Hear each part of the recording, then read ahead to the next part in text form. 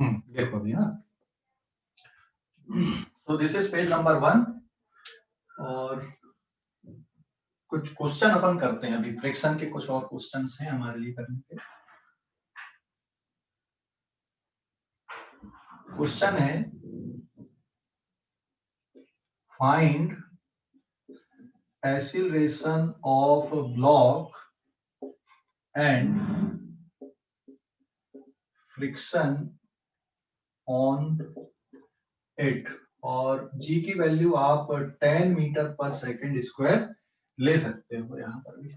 ठीक है, mic mute रखो, माइक म्यूट रखो। g की वैल्यू 10 मीटर पर सेकेंड स्क्वायर ले सकते हो। आपको एक्सीलरेशन और फ्रिक्शन कितना लग रहा ब्लॉक पे ये कैलकुलेट करके बताना है। And the situation is that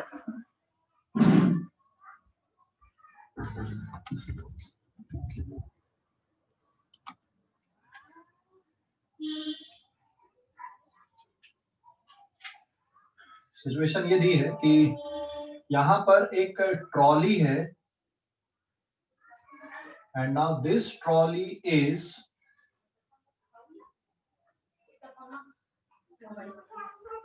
is accelerating with an acceleration 2 metre पर सेकेंड स्क्वायर।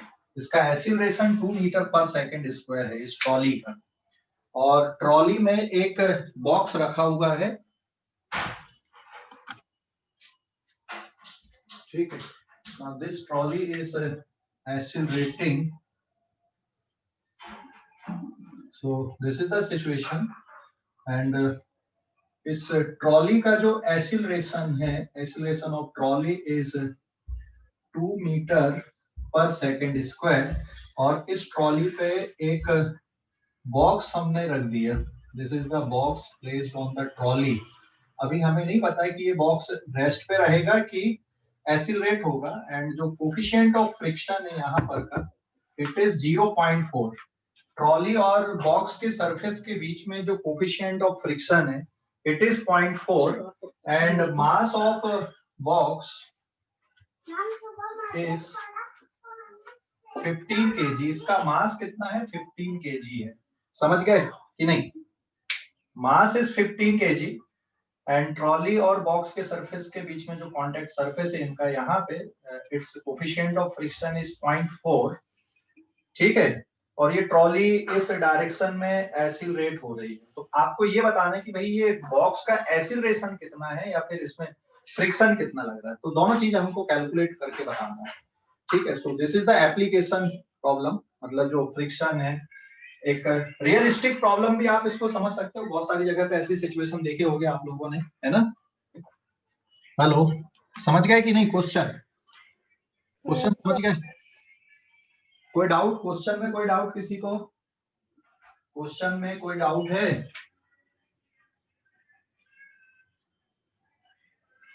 क्वेश्चन में कोई डाउट है किसी को?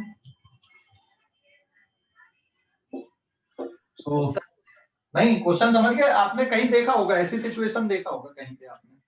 तो अब पहले तो क्वेश्चन सॉल्व करने के लिए, कोई भी क्वेश्चन जहां पर भी फ्रिक्शन की बात आती है, तो सबसे पहले जितने भी रियल फोर्सेस हैं वो हम लिखते हैं यहाँ पे। एक हो गया इसका वेट mg, ये आ गया इस पे normal reaction, this is the normal reaction. समझ गए?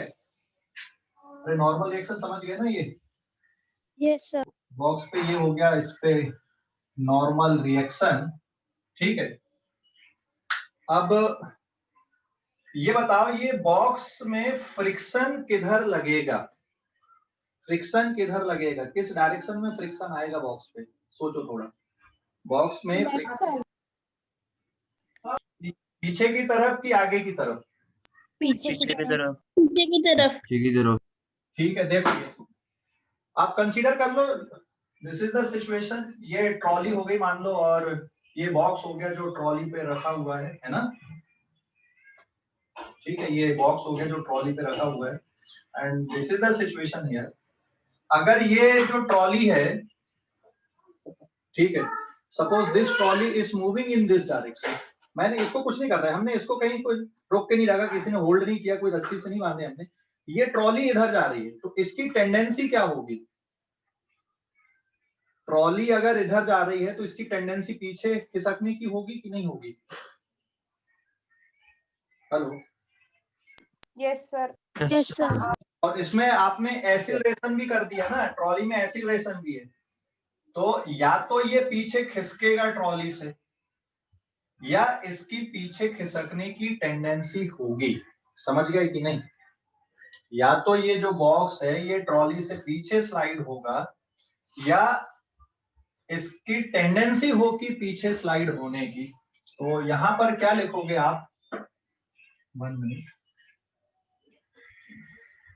जो म्यू है यहां पर के लिए कोफिशिएंट ऑफ फ्रिक्शन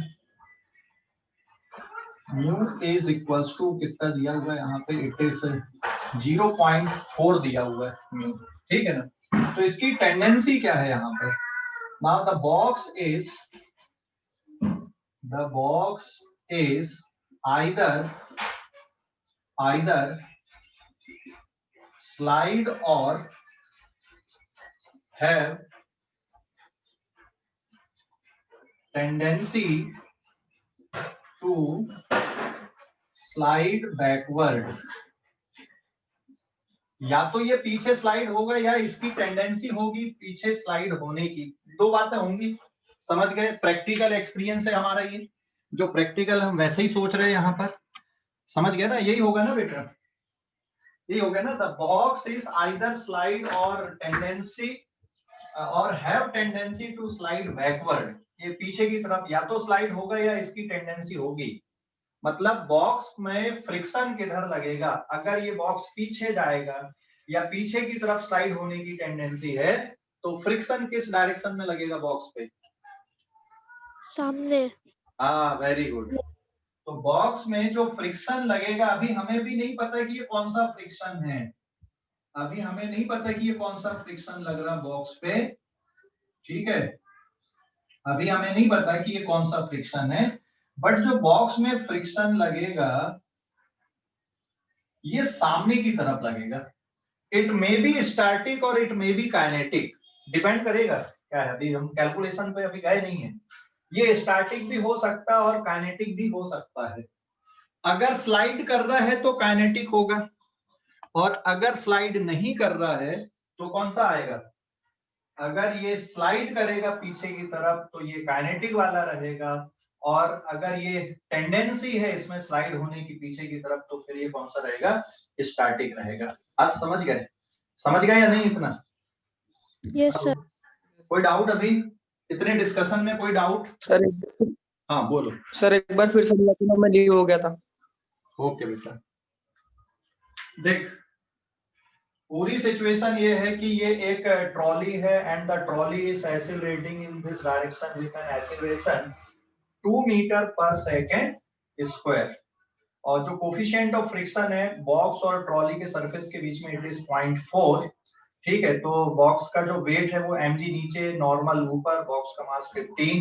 आपको ये बॉक्स का एक्सीलरेशन बताना है और इस पे कितना फ्रिक्शन लग रहा है वो बताना है। समझ गए या नहीं? समझ गए या नहीं सिचुएशन? Yes sir. ठीक है। अभी देखो नॉर्मल नीचे, नॉर्मल ऊपर, mg नीचे आ गया बॉक्स पे। अब बॉक्स पे फ्रिक्शन किधर लगेगा? तो यहाँ पर दो ही केस हो सकते हैं। या तो ये बॉक्स पीछे खिसकेगा, ठीक है ना, पीछे खिसल जाएगा, फिसलेगा, या फिर ये इसके पीछे फिसलने की टेंडेंसी होगी। ऐसा ही होता है ना। मान लो आप बस में हो, ठीक है? मान लो आप बस में बैठे हो तो क्या होता है? अगर एक्सीलरेशन होती बस जैसे ये, अगर ये बस एक्सीलरेट होती है ये वाले डायरेक्शन में, अगर ये एक्सीलरेट होती तो इसकी टेंडेंसी क्या होती है? जैसे ये पीछे फिसलने की टेंडेंसी होती है ना भाई, सूडो फोर्स। या आप यहाँ पर से देखोगे तो सूडो फोर्स पीछे लगता है। तो अगर ये ऐसे जा रहा है तो इसकी टेंडेंसी क्या होती है? पीछे फिसलने की। अभी समझ गया या नहीं? हेलो, अरे समझ गया या नहीं? Yes sir. है ना? तो इसकी टेंडेंसी पीछे फिसलने की है, या ये पीछे फिसलेगा तो फ्रिक्शन किधर लगेगा बॉक्स पे? सामने की पे। अभी क्लियर हो गया कि डाउट है? कुछ क्लियर हो गया? डाउट है? सर क्लियर है। ओके। अगर मैं ये एक्सीलरेशन ना करूं यहाँ पे, चलो थोड़ी देर के लिए हम सोचते हैं कि मान लो ये ट्रॉली रेस्ट पे है तो क्या होगा, जल्दी बताओ। अगर ये ट्रॉली रेस्ट पे है तो क्या होगा, ये फ्रिक्शन आएगा कि नहीं आएगा? सब पीछे लगेगा ना, पीछे लगेगा। रेस्ट पे आपने एक्सीलरेशन खत्म कर दिए, अब फ्रिक्शन बताओ लगेगा कि नहीं लगेगा? ट्रॉली मान लो रेस्ट पे है तो फ्रिक्शन आएगा नहीं आएगा? नहीं आएगा। अरे रेस्ट पे है तो ना तो ये पीछे फिसलेगा ना आगे फिसलेगा, ना इसकी इच्छा होगी आगे पीछे फिसलने की, तो ना तो इच्छा हो रही फिसलने की और ना फिसल रहा है, तो फ्रिक्शन आएगा क्या? No sir. नहीं। ठीक है, तो फिर फ्रिक्शन खत्म हो गया। अगर मान लो ये जो बॉक्स है अगर ये रेस्ट पे है तो फिर फ्रिक्शन आएगा नहीं, ध्यान रखना। और अगर ये ट्रॉली कांस्टेंट वेलोसिटी से जाएगी ना तब भी फ्रिक्शन नहीं आएगा। अगर ये जो ट्रॉली है ये कांस्टेंट वेलोसिटी से चलेगी तब भी फ्रिक्शन नहीं आएगा। तो फ्रिक्शन तभी अराइज होगा यहाँ पर जब ये ट्रॉली एक्सीलरेट होगी and acceleration of trolley is 2 metre per second square. समझ गए या नहीं? अरे समझ गए या नहीं सर? ठीक है, so acceleration of trolley is 2 metre per second square. और ये एक्सीलरेशन कौन से डायरेक्शन पे, यहाँ पे ट्रॉली का जो एक्सीलरेशन है it is 2 metre per second square forward direction पे है। तो फिर इस बॉक्स की टेंडेंसी होगी या फिर ये स्लाइड होगा ट्रॉली पे पीछे की तरफ, इसलिए फ्रिक्शन सामने लग रहा है। तो फ्रिक्शन का डायरेक्शन क्लियर हो गया बॉक्स पे या नहीं? Hello sir? हाँ बोलो। सर वो एक्सेलरेशन नीचे लिख दो ना, वो ऐसा लग रहा बॉक्स का है। बॉक्स का मतलब ये बॉक्स थोड़ी है, ये तो ट्रॉली का कंपार्टमेंट है ना। हाँ तो सर एक्सेलरेशन नीचे लिख दो ना। अच्छा नीचे लिख दूं, ठीक है। ये तो ट्रॉली है ना, ट्रॉली बनाते ना, ट्रॉली है ये, दिस इज द ट्रॉली। ये बॉक्स है, ये तो ट्रॉली का इंजन आप जहां पे बोल सकते हो, ठीक है। चलो ये ऐसा बना दूं, चलेगा?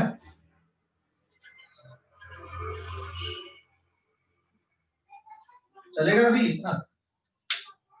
ये डायरेक्शन में एक्सीलरेशन है। हेलो, अरे समझ गए? Yes sir. तो कहीं भी लिखो, मैं बोल तो रहा हूँ यहाँ पे कि ये जो एक्सीलरेशन लिखा हूं मैंने ये किसका है? ठीक, चल रही।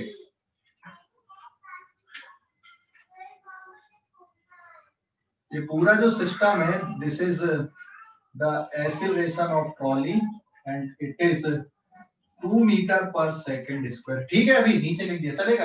ये इसका एक्सीलरेशन सिस्टम क्लियर हो गया अभी? Yes sir. ओके, देन अब बताओ मुझे, फ्रिक्शन का डायरेक्शन भी निकाल दिया अपन ने। अब आगे प्रॉब्लम को कैसे प्रोसीड करना है कि भाई फ्रिक्शन कितना लगेगा, आगे कैसे प्रोसीड करोगे प्रॉब्लम को? सर एफएस मैक्सिमम निकाल लेंगे पहले। Reaction is equal to mg here.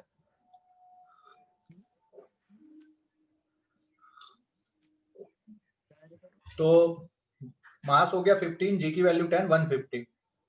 Friction, static friction की लिमिटिंग वैल्यू और काइनेटिक फ्रिक्शन कितना बताओ जल्दी से, कैलकुलेट करो। 60 कितना? 60 न्यूटन। 60 न्यूटन। 60 न्यूटन आएगा। देखो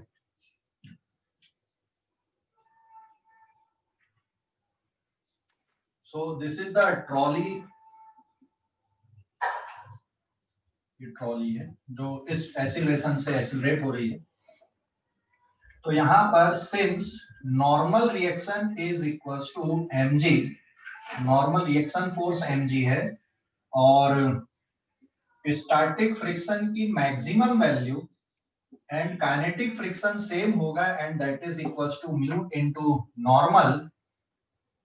सो fs मैक्सिमम या फिर f of k is equals to mu की वैल्यू 0.4 और नॉर्मल आ गया तुम्हारा mg, it is 0.4 into 15 into 10, it is 60 newton. समझ गए? कितने न्यूटन आ गए? ये 60 न्यूटन आ गए। समझ गए इतना? तो जब भी फ्रिक्शन वाले क्वेश्चन आप सॉल्व करो तो ये हमेशा कैलकुलेट करके रख लो पहले से, ये हमेशा कैलकुलेट करके रखना पड़ेगा। Limiting static friction, kinetic friction, mu की वैल्यू सेम है तो दोनों सेम आएंगे। अगर म्यू एस और म्यू के अलग अलग है तो स्टैटिक में म्यू एस यूज करना और काइनेटिक में कौन सा यूज करना है, म्यू के यूज करना है। समझ गए अभी? हेलो, समझ गए या नहीं? अरे समझ गए या नहीं बेटा इसमें? Hello, yes sir. Yes sir. ठीक है। एंड अब ये निकाल लिया अपन ने। अब आगे की अप्रोच क्या है? या तो आप बॉक्स में न्यूटन्स लॉ ग्राउंड फ्रेम से लगाएंगे या ट्रॉली पे बैठ के लगाओ, क्या फर्क पड़ता है? आप ट्रॉली पे बैठ के भी न्यूटन्स लॉ लगा सकते हैं और आप ग्राउंड फ्रेम से भी लगा सकते हैं। ठीक है, समझ गए? Yes sir. ग्राउंड फ्रेम से भी लगा सकते हो, ट्रॉली के फ्रेम से भी लगा सकते हो। नाउ यहाँ पे लिख दे रहा हूँ, trolley is accelerating with an acceleration 2 metre per second square. ये ट्रॉली का एक्सीलरेशन है a नॉट। ठीक है, तो अब आप इस क्वेश्चन को ग्राउंड फ्रेम से भी सॉल्व कर सकते हो, ट्रॉली के फ्रेम से भी। पहले मैं ग्राउंड फ्रेम से कर देता हूँ, फिर ट्रॉली के फ्रेम से अपन करेंगे। नाउ ये सब आपने कैलकुलेट कर लिया, तो अगर हम ग्राउंड फ्रेम से भी ऑब्जर्व करें तो या तो ये बॉक्स आपको फिसलता हुआ नजर आएगा, नहीं तो ट्रॉली पे कैसा दिखेगा आपको, रेस्ट पे दिखेगा। तो फ्रॉम ग्राउंड फ्रेम हम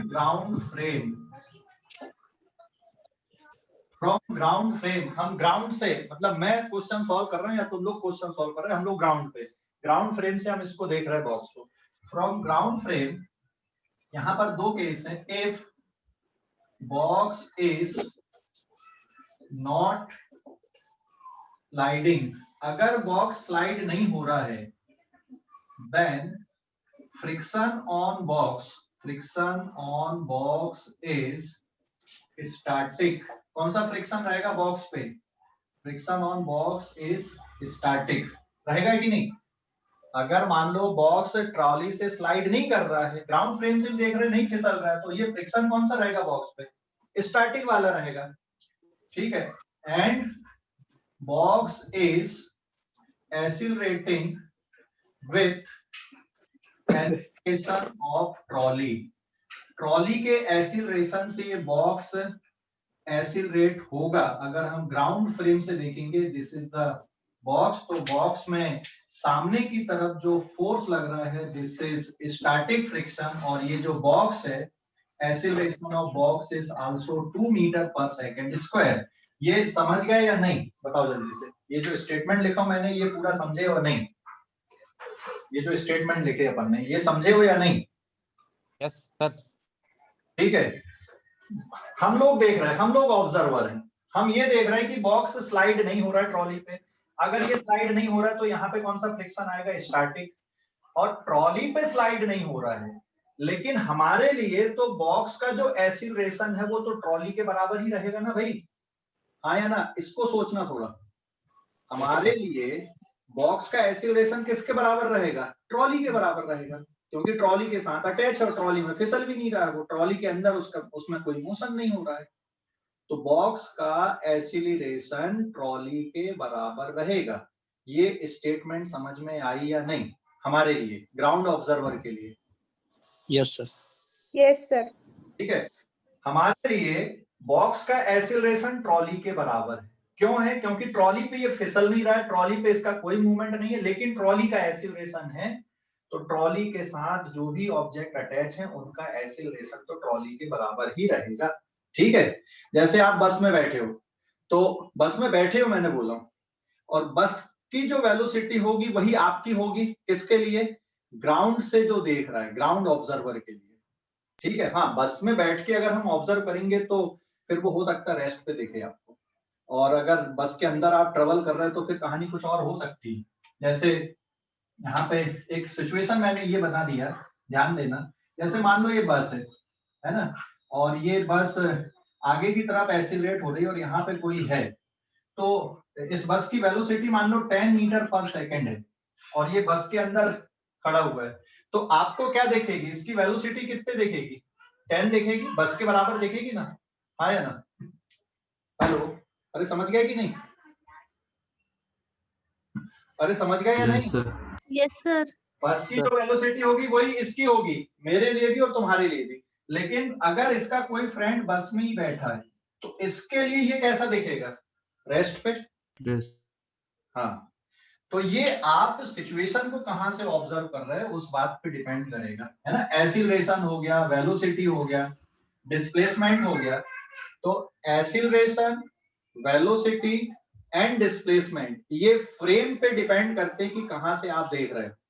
लेकिन नॉर्मल रिएक्शन, फ्रिक्शन, ठीक है, वेट हो गया, स्प्रिंग फोर्स हो गया, टेंशन फोर्स हो गया, ये फ्रेम पे डिपेंड नहीं करते, ये रियल फोर्स होते हैं। इनकी वैल्यू आप किसी भी फ्रेम से देखोगे उतनी ही आती है, ठीक है। अगर अलग अलग फ्रेम से कैलकुलेट करने पे रियल फोर्स की वैल्यू अलग आ रही, मतलब तुमने क्वेश्चन को गलत किया है, ठीक है। हाँ, लेकिन एक्सीलरेशन हो गया, डिस्प्लेसमेंट हो गया, वेलोसिटी हो गई, ये अलग अलग फ्रेम से देखने पे आपको अलग अलग नजर आते हैं, ठीक है। फ्रेम अगर बदल दोगे तो आपको हो सकता है उस फ्रेम से वेलोसिटी कुछ और आए, किसी दूसरे फ्रेम से उसकी वेलोसिटी कुछ और रहे। तो स्टैटिक फ्रिक्शन सामने और इसका एक्सीलरेशन बॉक्स का 2 मीटर पर सेकंड स्क्वायर लिख दिया मैंने। यहाँ पे क्यों लिख दिया, तो उसका एक्सप्लेनेशन यहाँ पे है। If box is not sliding then friction on box is static and box is accelerating with acceleration of falling. इसलिए मैंने ये इतना पूरी कहानी लिख दिया यहाँ पे, ठीक है। तो अब इसमें ये वाले डायरेक्शन में तो एक ही फोर्स है, हमको इसके नॉर्मल, ये नॉर्मल और इसके वेट से हमें कोई मतलब नहीं है क्योंकि ये तो कैंसिल हो गया। नेट फोर्स ये लग रहा है, so therefore net force is equals to mass into acceleration, so it is 15 into 2। तो ये कितने न्यूटन आ गया फ्रिक्शन, स्टैटिक फ्रिक्शन कितना आ गया, 30 न्यूटन आ गया ना बॉक्स पे। स्टैटिक फ्रिक्शन 30 न्यूटन आया कि नहीं बॉक्स पे, समझ गए। ये कैलकुलेट कर दिए भाई, फ्रिक्शन किससे मिल रहा है, या जो बॉक्स को कौन सा फोर्स एक्सीलरेट करा रहा है, बॉक्स को कौन सा फोर्स एक्सीलरेट करा रहा है, थोड़ा सोचो जल्दी से।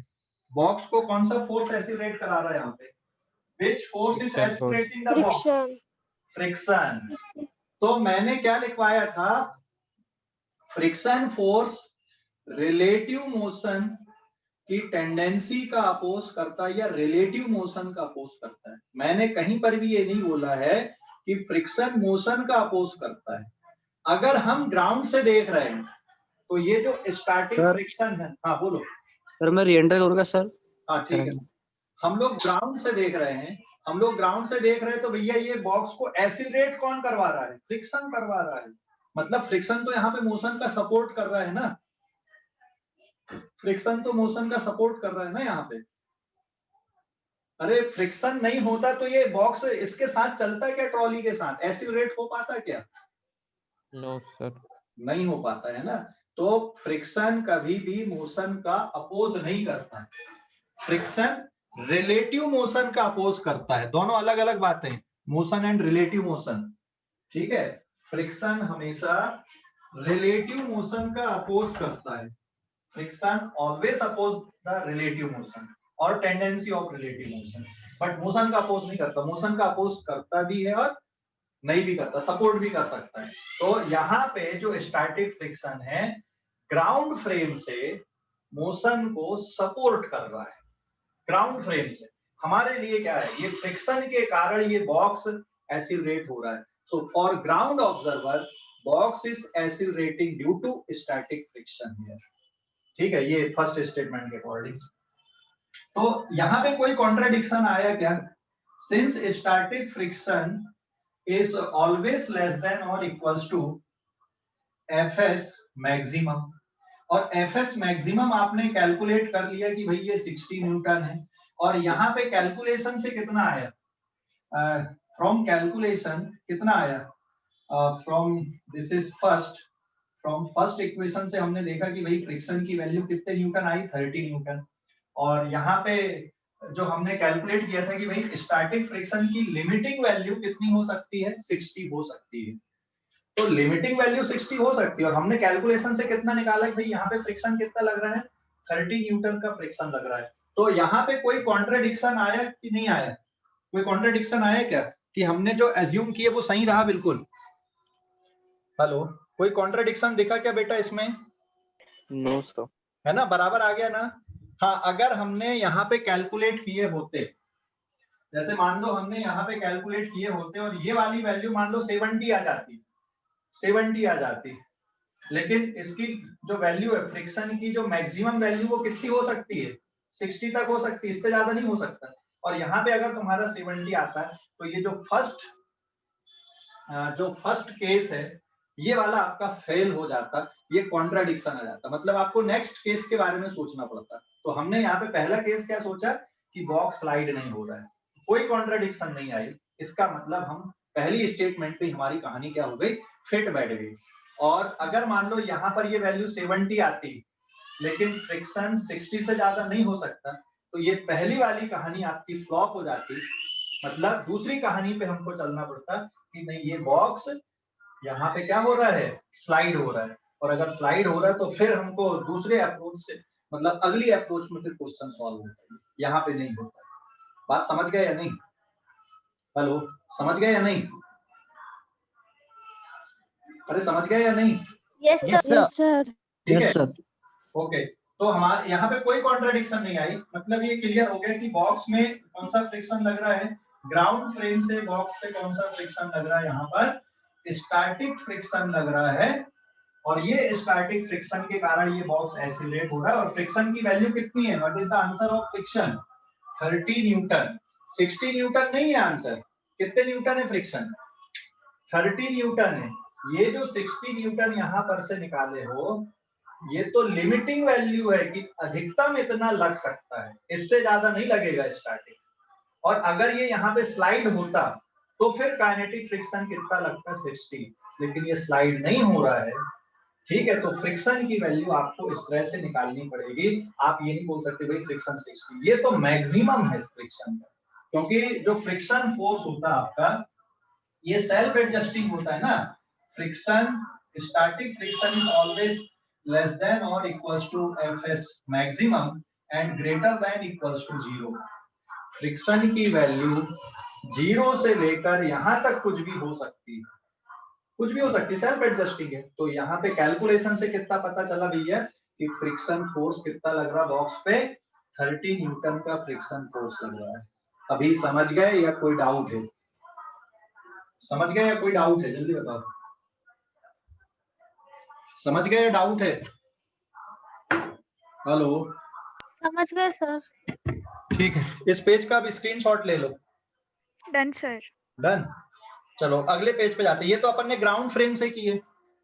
अब किसी की इच्छा हो गई नहीं सर हम ग्राउंड फ्रेम से नहीं करते, मैं ट्रक पे बैठ जाता हूँ या ट्रॉली पे बैठ जाता हूँ और फिर मैं न्यूटन लॉ लगाता हूँ, ट्रॉली फ्रेम से करके देखते हैं अभी। तो ट्रॉली फ्रेम से भी this is now page number 2। Trolley frame से सोचते इस क्वेश्चन को अपन।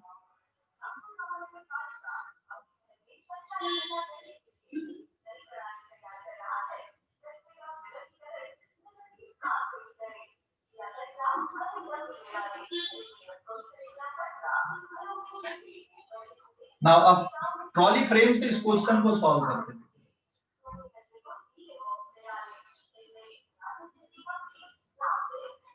From trolley frame, trolley frame से क्वेश्चन को सॉल्व कर रहे हैं। ठीक है, मतलब ट्रॉली पे बैठ के अपन अब एक क्वेश्चन को सॉल्व करेंगे। तो ट्रॉली के फ्रेम पे अपन जाएंगे, मतलब ये ऑब्जर्वर हो गया, मान लो यहाँ पे ट्रॉली पे आपने एक ऑब्जर्वर को बैठा लिया, अब ये क्वेश्चन सॉल्व कर रहा है। तो ट्रॉली क्योंकि एक्सीलरेट हो रही है ना, ट्रॉली एक्सीलरेट, हाँ या ना?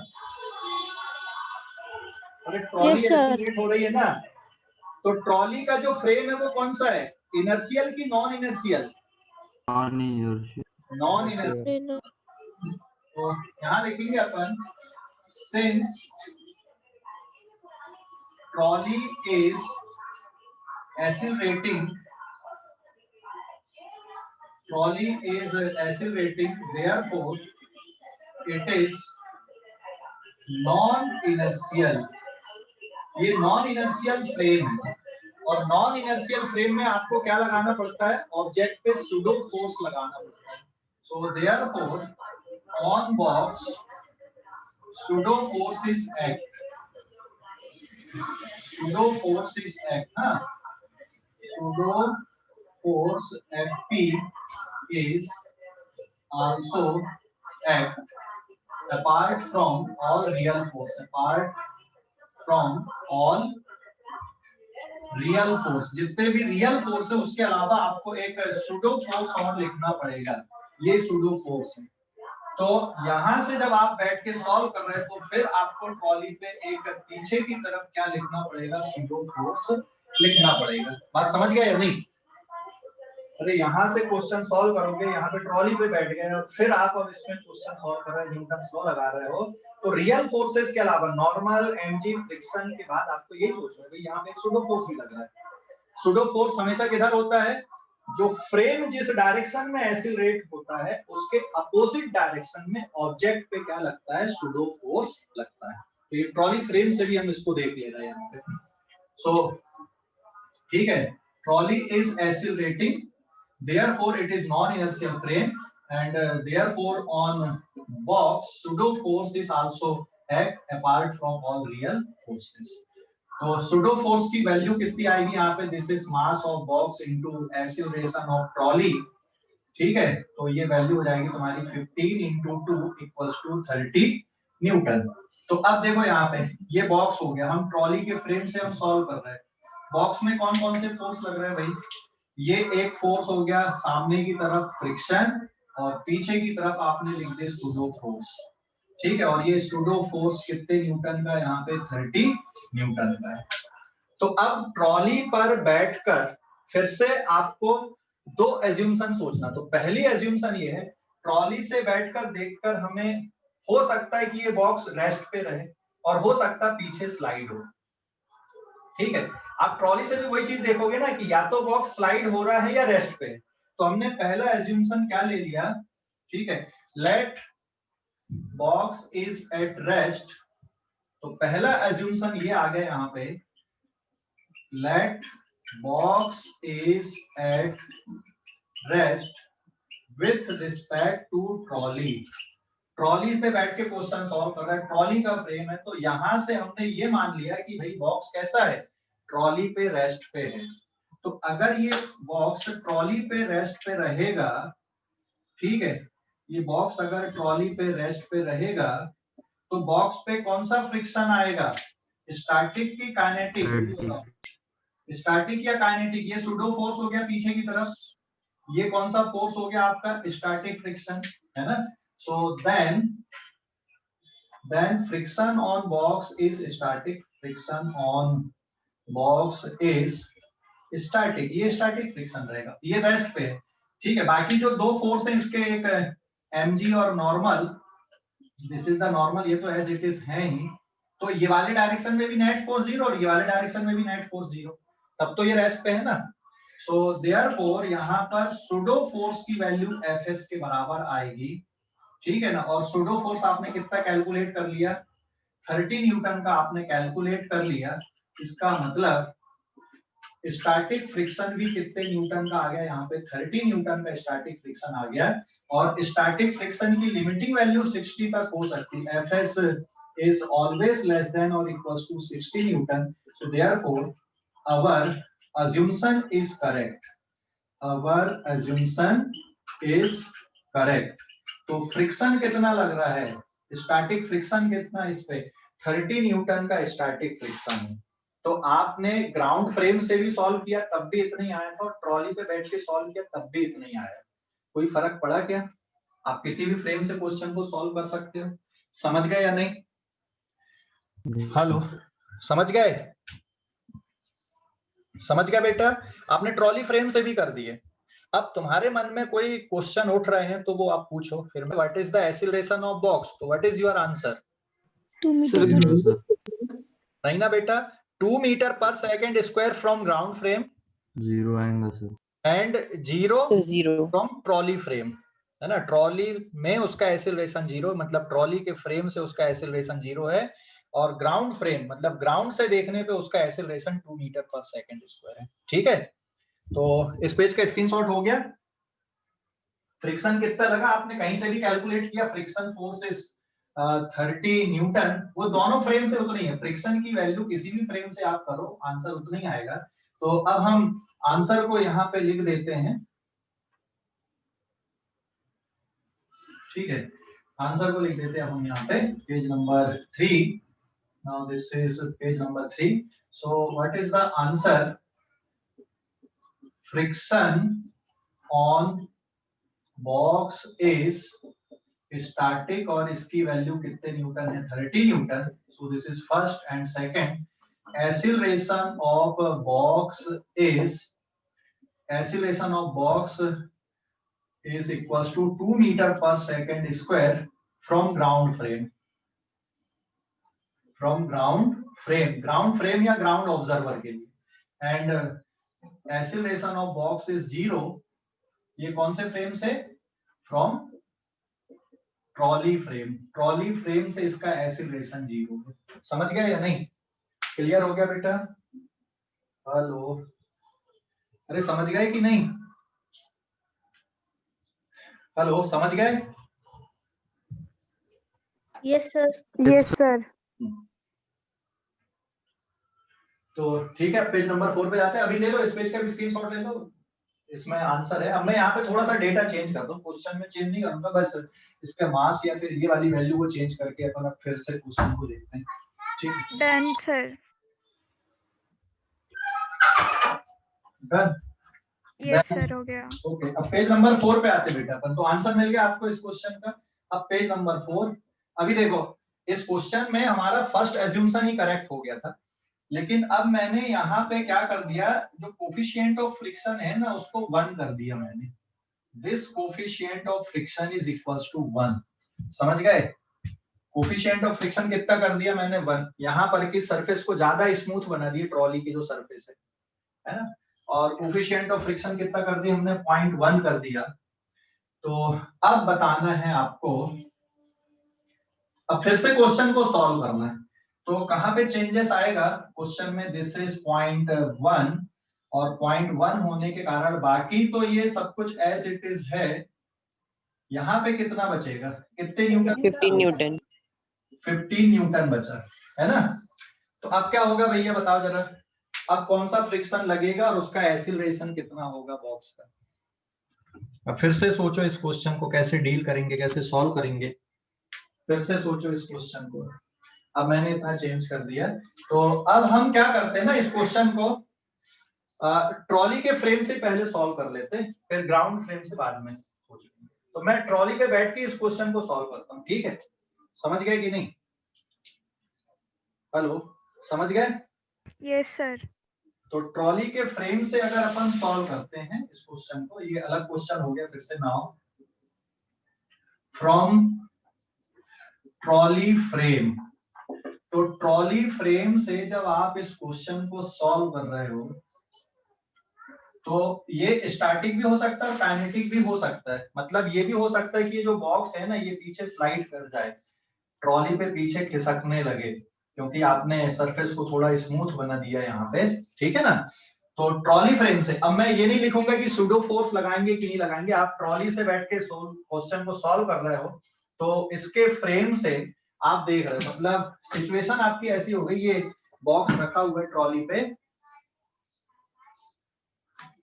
ठीक है, ये ट्रॉली पे बॉक्स रखा हुआ है और ये ऑब्जर्वर हो गया ऐसा, है ना. This is the observer and this is the box on the trolley. ये ऑब्जर्वर है, ये इसको देख रहा है और ट्रॉली ऐसी जा रही है.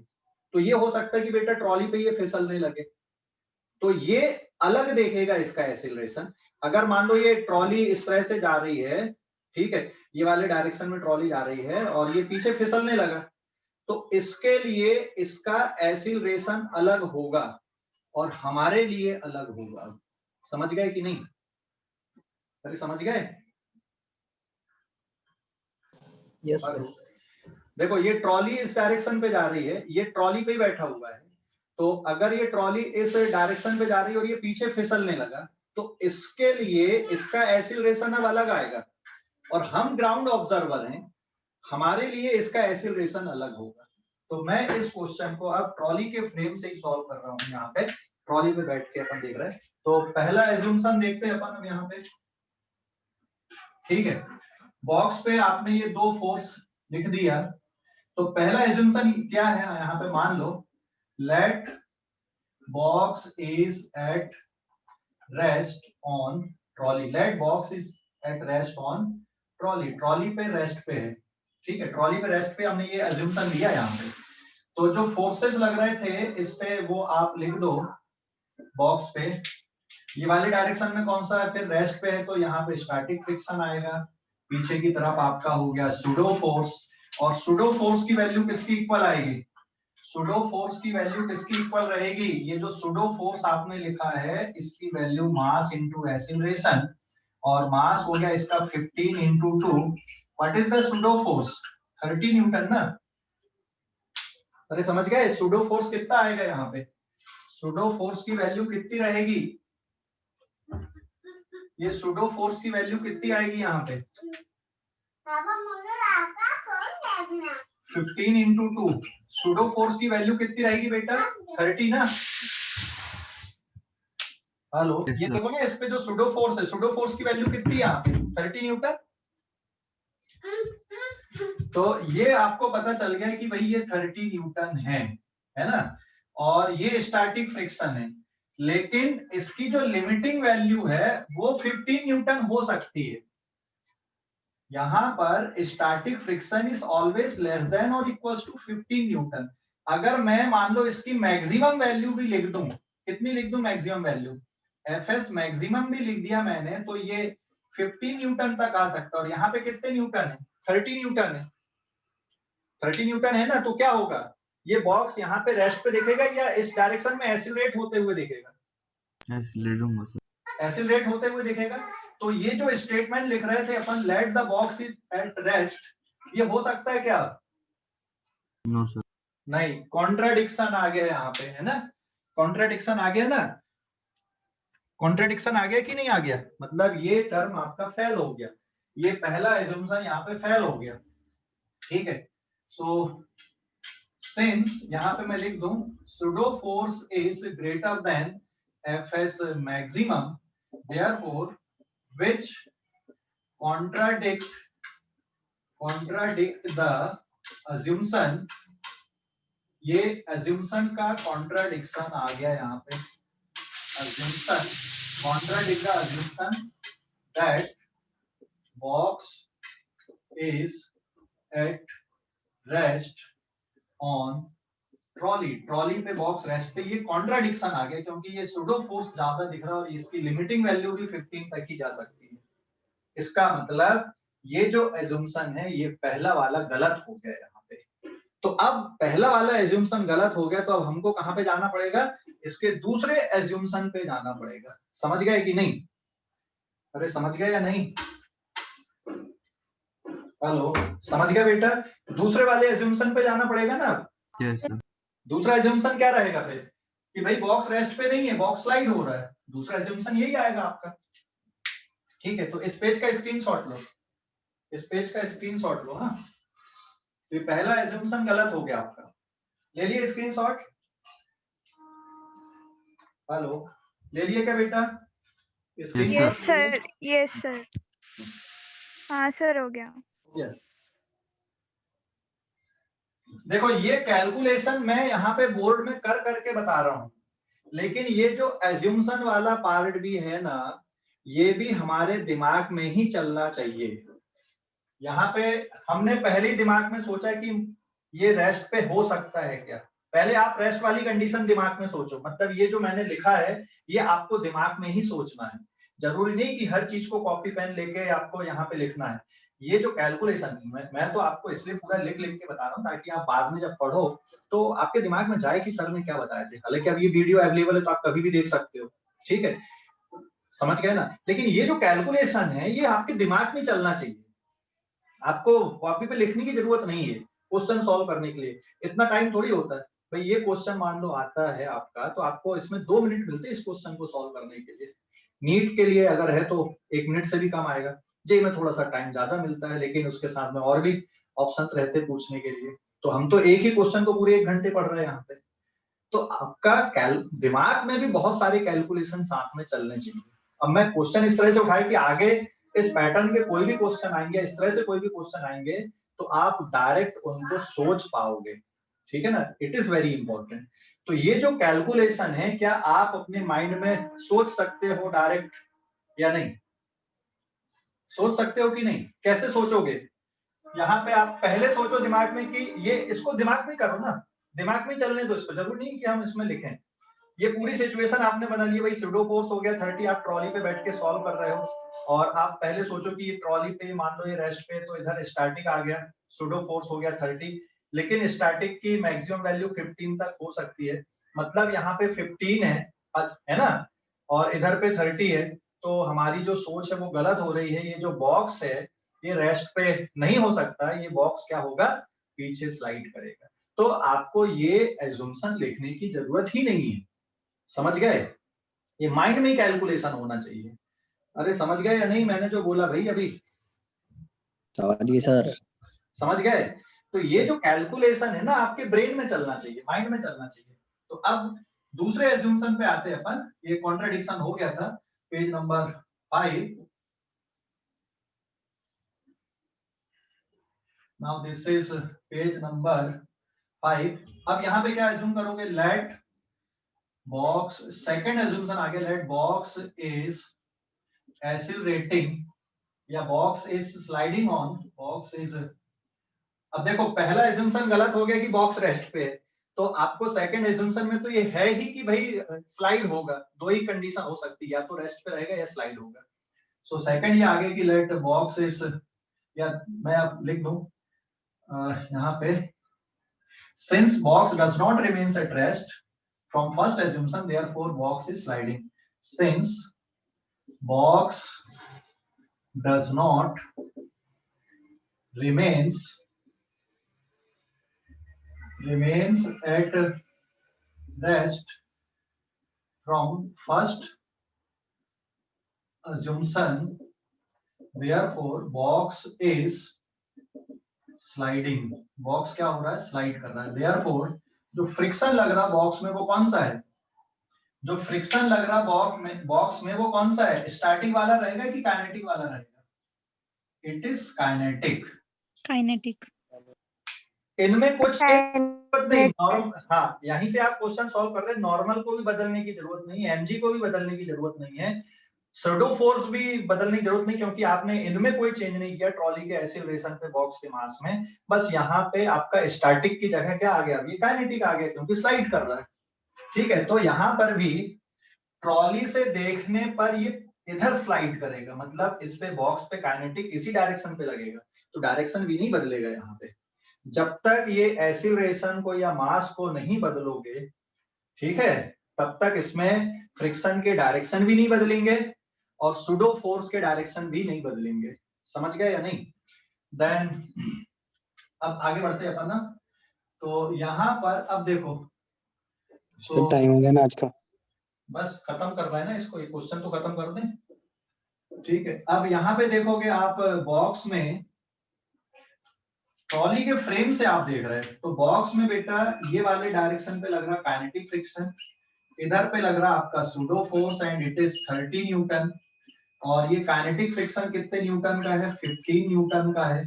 इसका मतलब क्या होगा, ये बॉक्स ट्रॉली में, ये बॉक्स का जो एक्सीलरेशन है ट्रॉली से देखने पे ये वाले डायरेक्शन पे आएगा, this is acceleration of box with respect to trolley. ठीक है, ट्रॉली से जब देख रहे हैं तो इसका एक्सीलरेशन इस डायरेक्शन पे दिखेगा। So therefore, box is accelerating with respect to trolley. Trolley से जब आप देखोगे तो आपको बॉक्स इधर फिसलते हुए दिखेगा, तो ट्रॉली से इसका एक्सीलरेशन कितना है वो अब लगा लो। तो न्यूटन्स लॉ लगाओगे आप, Fp minus Fk is equals to mass into acceleration of box with respect to trolley, और यहाँ पे जब आप वैल्यू पुट कर दोगे तो ये कितना आ गया, 30 minus 15 equals to 15 acceleration of box with respect to trolley. So acceleration of box with respect to trolley कितना आ गया, 1 मीटर पर सेकंड स्क्वायर। ठीक है, मतलब यहां से बैठकर जब आप देख रहे हो तो बॉक्स आपको इस डायरेक्शन में फिसलता हुआ दिखेगा, और इस डायरेक्शन में इसका एक्सीलरेशन कितना आ गया, ये वाले डायरेक्शन में 1 मीटर पर सेकंड स्क्वायर आ गया पीछे की तरफ। इतने एक्सीलरेशन से पीछे फिसल रहा है, कहां से, ट्रॉली से देखने पे। ग्राउंड से देखने पे आपको इसका एक्सीलरेशन कुछ और नजर आएगा, अभी अपन कैलकुलेट करके देखते हैं। ठीक है, तो इस पेज का स्क्रीनशॉट ले लो। तो यहाँ पे फ्रिक्शन कितना हो गया 15 न्यूटन का, और एक्सीलरेशन कितना हो गया ट्रॉली से देखने पे 1 मीटर पर सेकेंड। समझ गए? हेलो, समझ गए या नहीं? अरे भाई समझ गए? Yes sir. ठीक है, स्क्रीनशॉट लो अब इस पेज का भी। Done sir. Done. Yes sir. तो ग्राउंड से देखने पे अब आंसर अपन क्या लिखेंगे? अब ग्राउंड से देखने पे आपको क्या लग रहा है यहाँ पे? तो इसमें जो आंसर आया यहाँ पे आपका, first friction on box is kinetic friction and it is 15 newton. And दूसरा आएगा इसमें acceleration of box with respect to trolley is 1 metre पर सेकेंड स्क्वायर। तो ये कहां से देखने पे? फ्रॉम ट्रॉली से देखने पे लग रहा है ना? ट्रॉली से जब आप देख रहे हैं तो इसका एक्सीलरेशन कितना दिख रहा है? 1 मीटर पर second square and it is in backward direction, ये पीछे की तरफ जा रहा है, अलोंग बैकवर्ड, है ना, अलोंग बैकवर्ड डायरेक्शन। समझ गए? तो this is the acceleration of box from trolley frame, या ट्रॉली से देखने पे आपको इतना दिख रहा है, पीछे की तरफ जा रहा है। अब ग्राउंड से बताओ कितना दिखेगा? ग्राउंड से देखने पे कितना दिखेगा? ग्राउंड से देखने पे कितना दिखेगा इसका acceleration? 2 metre per second square. कितना? 2 मीटर पर। नहीं ना, देखो सिचुएशन ऐसी हो गई, ये ट्रॉली हो गई, और जो ट्रॉली है वो ये वाले डायरेक्शन पे जा रही है, a नॉट या at is equal to 2 metre पर सेकेंड स्क्वायर, और ये बॉक्स है यहाँ पर, ये ट्रॉली में पीछे की तरफ फिसल रहा है। This is acceleration of box with respect to trolley is 1 metre पर सेकेंड स्क्वायर।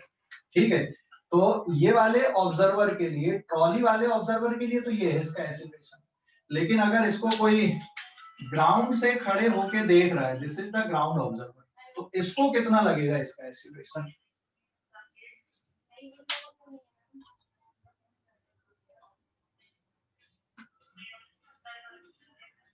यहां से कितना देखेगा?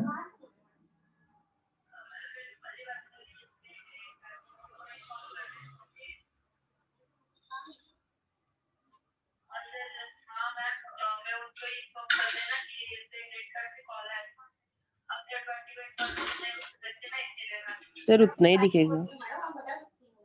क्या?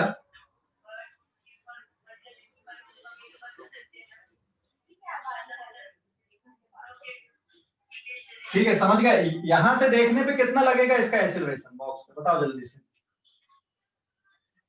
इसके लिए तो ये है, इसके लिए कितना आएगा एक्सीलरेशन? हेलो, 1 मीटर पर सेकेंड।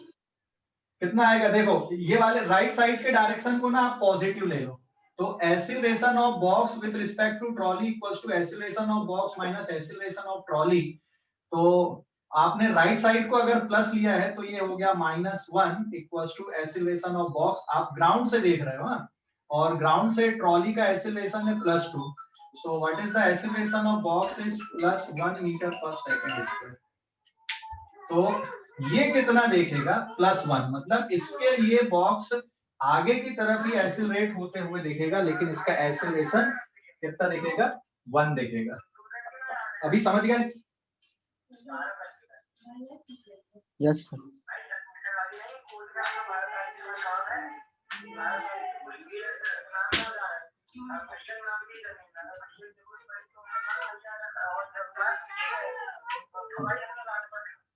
समझ गए अभी? समझ गए? Yes sir. Yes sir. तो आज के लिए इतना ही। अब कोई डाउट है तो बताओ। से तो जल्दी सॉल्व हो गया, लेकिन पहले से अगर तुम ग्राउंड फ्रेम से सॉल्व करने की कोशिश करते तो उलझ जाते इस क्वेश्चन पे। ठीक है, क्योंकि दो दो मोशन एक साथ दिखते वहां पे, आप प्रिडिक्ट नहीं कर पाते कि भाई इसका एक्सीलरेशन कितना दिख रहा है। ठीक है, हेलो, ग्राउंड फ्रेम से कहानी बदल जाती, उलझ जाते, तो इसको ट्रॉली के फ्रेम से सॉल्व करने में आसान है क्वेश्चन। ओके, जिन बच्चों को लीव करना लीव कर सकते हैं। Bye sir. ओके बेटा, बाय बाय। सर हाँ सर अगर मतलब कि जो रोड है वो चढ़ाव बोलते हैं। हाँ बोलो ना मिताली।